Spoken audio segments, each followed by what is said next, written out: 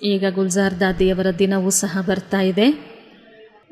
ನಾವೆಲ್ಲರೂ ಸಹ ಆ ಮಹಾನಾತ್ಮನಿಗೆ ಹೃದಯಪೂರ್ವಕವಾಗಿ ಅಭಿನಂದನೆಗಳನ್ನು ಸಲ್ಲಿಸೋಣ.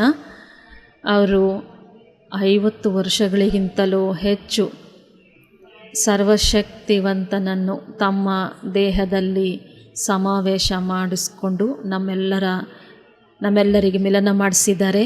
ಬಾಬನ್ ಮಿಲನ ಅವರ ದಿನ ಬರ್ತಾ ಇದೆ. ಅವರನ್ನು ಹೃದಯಪೂರ್ವಕವಾಗಿ ಧನ್ಯವಾದಗಳನ್ನು ಅರ್ಪಿಸೋಣ. ಇದು ಒಂದೇ ಆತ್ಮ.